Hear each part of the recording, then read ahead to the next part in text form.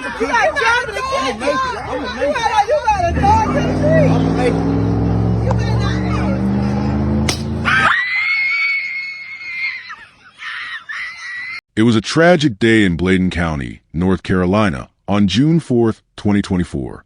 A mother of five, 33-year-old Bolivia Monique Williams, was found dead at her home on Dixon Road in Regalwood. She had been shot multiple times, and the news of her death left her family and friends in complete shock.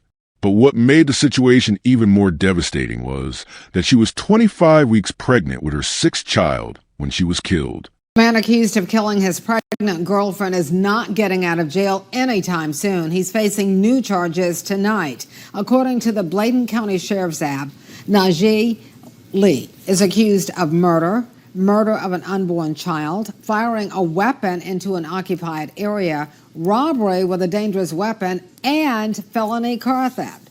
He's accused of killing Bolivia Monique Williams. Authorities say she was 25 weeks pregnant. Bolivia was a hard-working mother who did everything in her power to provide for her children. She had dreams for her future, hopes for a better life, and was excited about the arrival of her new baby. But on that fateful day, everything changed. Her life was taken away by someone she trusted, her boyfriend, 31-year-old Najee Devin Leach. The police quickly identified Leach as the prime suspect, and within 24 hours, he was arrested. The details surrounding Bolivia's death are haunting. Leach had tried to escape capture by cutting his hair in an attempt to disguise himself. But it wasn't enough to hide the truth. Authorities arrested him on June 5th, 2024, and charged him with felony murder, including the death of Bolivia and her unborn child. He was also charged with robbery and stealing a motor vehicle. The family, especially Bolivia's mother, Peggy Blanks, is devastated. Peggy and Bolivia were very close, speaking to each other regularly. Now, Peggy is left with the unbearable pain of never hearing from her daughter again. It's a loss that no parent should have to endure, especially under such tragic circumstances. This crime shines a spotlight on the darkness of domestic violence and its devastating effects on families. It also raises important questions. Why did this happen? What went wrong? And how can we prevent something like this from happening again? Stay with us as we unravel the details of this case and explore the deep impact of domestic violence on families. Through Bolivia's story, we'll learn not only about the tragedy itself, but also about the lessons we can all take to heart. If you enjoy real crime stories that uncover the truth, don't forget to subscribe. Your support helps us share real cases, spread awareness, and give a voice to those who can't speak for themselves. Before we begin, let us know in the comments, where are you watching from? And what are your thoughts as the story unfolds? Welcome to True Crime Tales, where we reveal the crimes that shock communities and the secrets hidden behind closed doors. These are real people, real events, real consequences. Hit subscribe and turn on notifications. You won't want to miss what's coming next. Now, let's begin. Bolivia Monique Williams was a 33-year-old woman who was a loving mother to 5 children. She was known for her deep love and care for her family, especially her kids. Every day, she worked hard to make sure they had what they needed. She didn't have a lot of money, but she always did her best to take care of her children. Bolivia had a lot of responsibility on her shoulders, and she carried it with love and strength. Bolivia's life was centered around her family. As a mother of 5, she made sure her children had food, clothes, and everything they needed to grow up healthy. She spent most of her time taking care of them, playing with them, and teaching them important lessons about life. Being a mother was the most important job for Bolivia, and she loved her children more than anything else in the world.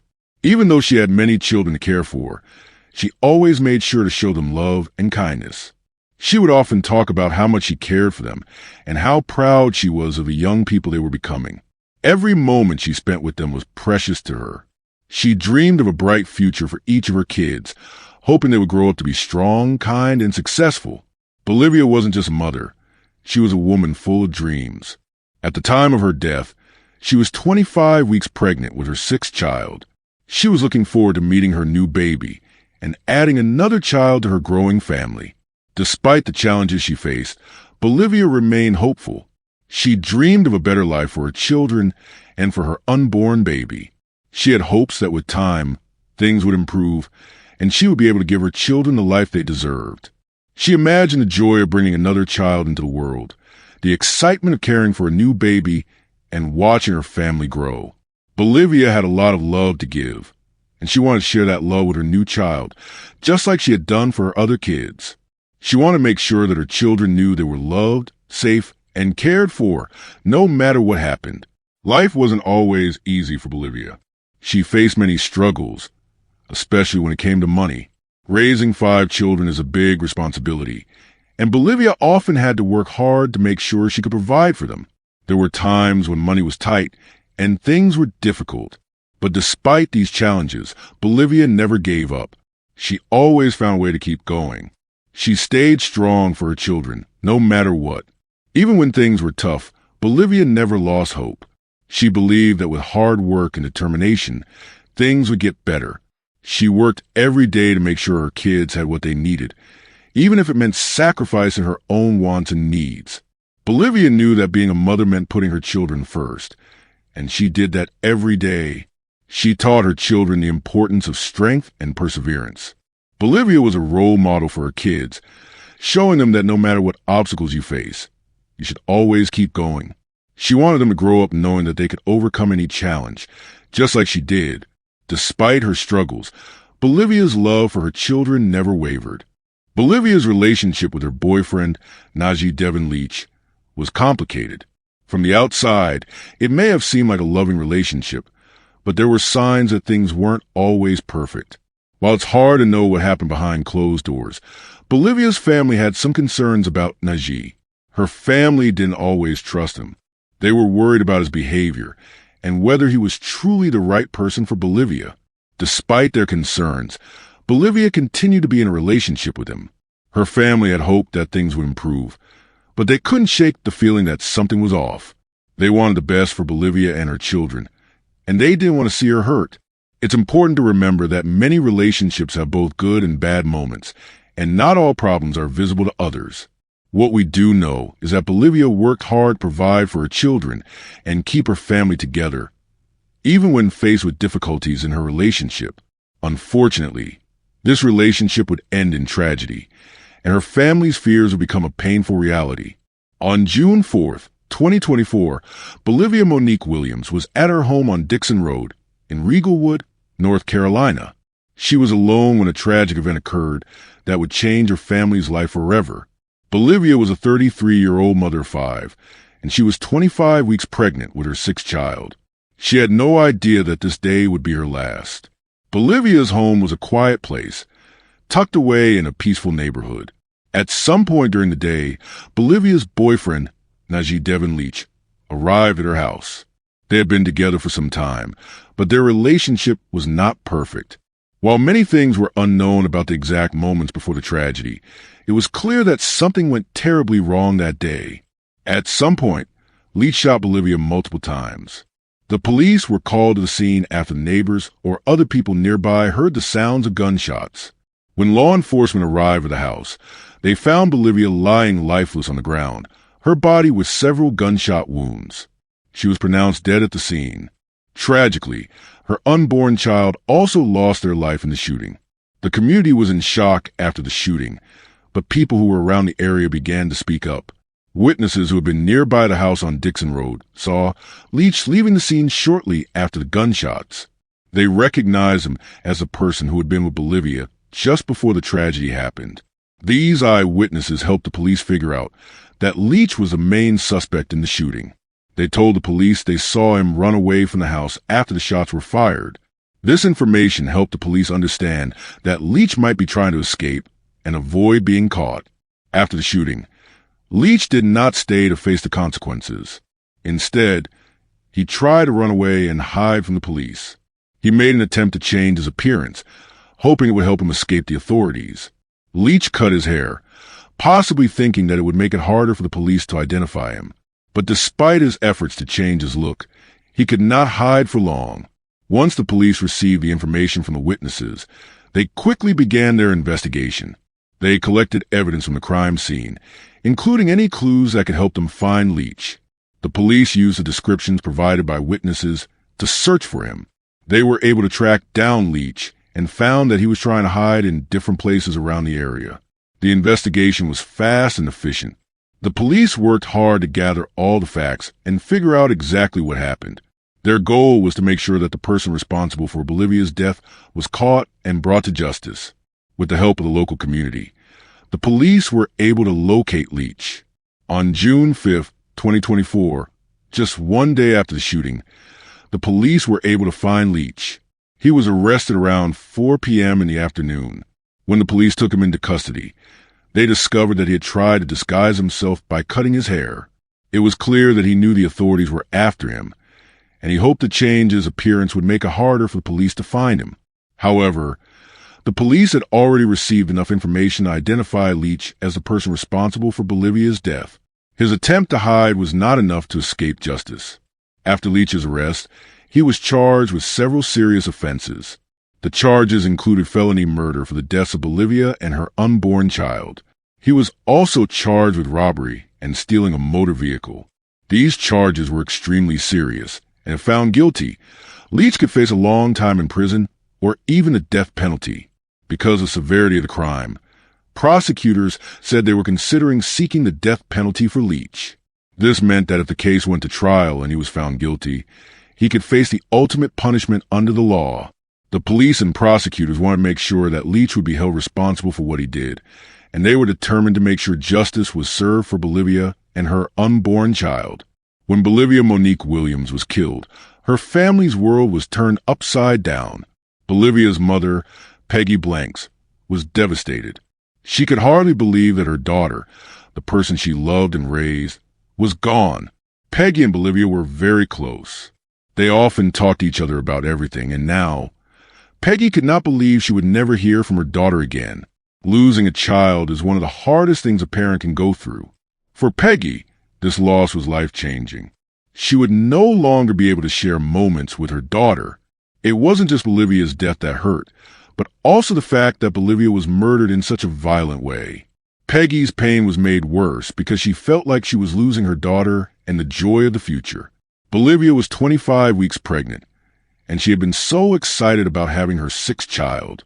Now, Peggy had to face the fact that her daughter and grandchild were gone forever. This type of loss changes a person's life forever. Peggy will never be able to hug her daughter again or hear her voice on the phone. This loss left a big hole in her heart. It's important to think about how you would feel if you were in Peggy's place. What would it feel like to lose someone so close to you, someone you love so much? Bolivia's 5 children were also deeply affected by her death. The children had already faced many challenges, and now they would have to live without their mother. They lost the person who took care of them, loved them, and gave them support. Imagine if you woke up one day and your mother wasn't there anymore. How would you feel? Would you be scared? Would you feel sad and confused? This is what Bolivia's children went through. For the youngest children, the loss was especially hard. They were used to their mother being there to take care of them, make them food, and give them hugs when they were scared. Now, they would have to live with the sad memory of their mother, knowing that she was taken away so suddenly. Their lives would never be the same again. They would grow up without her love and care. That is something no child should ever experience. The loss of Bolivia's unborn child was also painful. Not only did the family lose a mother, but they also lost the joy of welcoming a new baby. This added even more sadness to an already painful situation. The family had dreamed of a future with the baby, and now those dreams were shattered. It's important to remember that when someone dies, it doesn't just affect them. It affects everyone who loved them, from children to grandparents, friends, and even the community. In this case, 2 lives were lost, Bolivia's and her unborn child's. Losing a loved one is always hard, but when 2 lives are lost at once, the pain is even deeper. Bolivia's family didn't just lose a mother, but also a baby that was going to be part of their family. Imagine how hard it must be for Peggy to lose both her daughter and grandchild at the same time. It's hard for anyone to understand the pain she must have felt. When a mother and her unborn child are taken away in such a violent way, it feels like the family has lost not just people, but a whole part of their future. The family had been planning for the new baby, and now those plans were gone. This deep loss affects everyone in the family. They not only had to deal with the grief of losing Bolivia, but also with the fact that a new life was taken away before it even had a chance to begin. To understand why this tragedy happened, it's important to learn about domestic violence. Domestic violence is when one person in a relationship hurts or threatens another person. This can happen in many ways, like hitting, yelling, or controlling the other person. Domestic violence can have a big impact on families because it causes fear, sadness, and sometimes even death. In the case of Bolivia and Najee Leach, it seems that there were signs that their relationship might not have been healthy. Some people may wonder, why do people sometimes hurt the ones they love? This is a question that is hard to answer. Often, it's because of anger, jealousy, or even past trauma. But whatever the reason, it's never okay to hurt someone you love. When violence happens in a relationship, it can break the trust and love that should be there. Sometimes, there are warning signs that something is wrong in a relationship. These signs might include the person being very controlling, jealous, or quick to get angry. In the case of Bolivia and Najee, there were reports that Leach had been abusive before. He had even changed his appearance by cutting his hair to try to hide from the police after Bolivia's murder. This shows that something was very wrong in their relationship. If we know the warning signs of domestic violence, we can try to help people who might be in dangerous relationships. If you ever see someone who seems scared or upset because of the person they are with, it's important to talk to an adult or get help. No one should have to live in fear, and no one should ever hurt someone they love. In this story, we see how domestic violence can tear families apart. We also see how important it is to recognize the signs of a dangerous relationship before it's too late. It's a reminder that we all need to help each other and make sure everyone is safe and loved. Do you think you would have noticed the warning signs if you were in Bolivia's shoes? What do you think should happen to people who hurt the ones they love? Let's think about how we can make sure everyone is treated with kindness and respect in their relationships. After Najee Devin, Leach was arrested for the tragic deaths of Bolivia Monique Williams and her unborn child. The next step was the legal process, which involves court hearings and the possibility of trial. The legal system in the United States helps determine if someone is guilty or innocent of a crime. In this case, Leach was charged with multiple serious crimes, including the murder of Bolivia and her unborn child, robbery, and stealing a car. When someone is accused of a crime like murder, they must go through a trial. The trial is where the facts of the case are presented to a judge and sometimes a jury. Both sides, the prosecution, who represents the state, and the defense, who represents the accused, present their arguments and evidence. The goal is to figure out what really happened and whether the person accused of the crime is guilty or not. In this case, Leach was charged with felony murder, which means that the crime involved both the death of Bolivia and her unborn child. This is a very serious charge, and the court would decide whether Leach should be held responsible for their deaths. If found guilty, Leach could face very serious consequences, such as spending many years in prison or even receiving the death penalty, depending on the laws in that state. The legal process also involves a series of court hearings before the trial. In these hearings, the judge decides on important issues, such as whether Leach should remain in jail until trial or if he should be allowed to go free with certain conditions. During the trial, both sides will argue their case, and at the end, the judge or jury will make a decision about Leach's guilt or innocence. In a murder case, the legal system works to bring justice for the victims.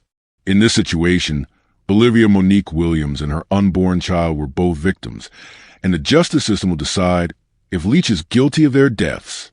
If Leach is found guilty, he will be punished according to the laws of North Carolina.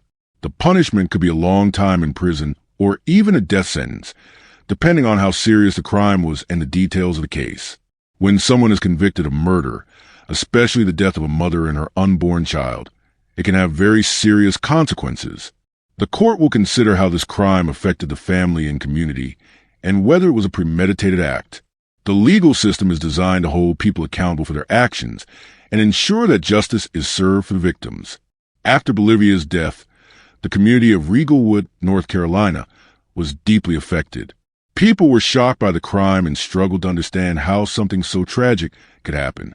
Bolivia was loved by many, and her death left a hole in the hearts of her family, friends, and the community. The crime also made people more aware of the dangers of domestic violence, which is a form of abuse that happens in some relationships. Domestic violence can happen in many different forms, like hitting, threatening, or controlling someone. It can happen between people who are married, dating, or living together. After Bolivia's death, many people in the community started talking more about domestic violence and how important it is to recognize the warning signs before it's too late. Some of these signs might include arguments that get too loud, one person controlling everything the other person does, or hurtful actions like hitting or threatening. By talking more openly about domestic violence, the community can help prevent future tragedies. They can also offer support to people who might be in dangerous situations. This is a reminder for all of us that it's important to watch out for each other and offer help to people who might be in trouble. One important lesson from this tragedy is the need to understand the warning signs of domestic violence. We all need to learn how to spot these signs and take action to help people who might be in danger. Domestic violence doesn't just hurt the person being abused. It hurts their family, friends, and the whole community. If you notice someone being hurt or controlled, it's important to speak up and ask for help. Preventing tragedies like Bolivia's death requires us to be aware of what's happening in our communities and offer help to those who need it. This could be as simple as offering a kind word, or as serious as contacting the authorities if someone's safety is at risk.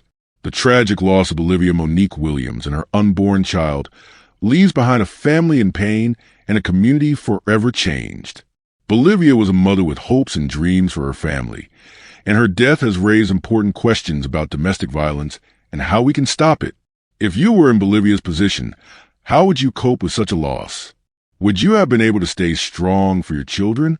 These are tough questions, but they help us understand the deep impact of violence on families and communities. It's important for all of us to be aware of domestic violence and to do everything we can to prevent it. If you or someone you know is in an abusive relationship, it's important to seek help. There are many organizations and people who are ready to help, and nobody should have to face abuse alone. What can we do to stop domestic violence? How can we support people who are in toxic or abusive relationships? What would you do if you were in Bolivia's position? By asking these questions, we hope to encourage everyone to think about how they can make a positive difference in their own communities. Understanding the signs of abuse and knowing how to offer support can help prevent future tragedies. If you found this story as gripping and heartbreaking as we did, don't forget to like this video and share it with others. And if you want to hear more true crime stories that uncover the mysteries behind these tragic events, make sure to subscribe to our channel and turn on the notification bell. You won't want to miss our latest stories, updates, and discussions. Thank you for joining us on this journey to seek justice and explore the truth. Together, we can make a difference. Until next time, stay safe and stay aware.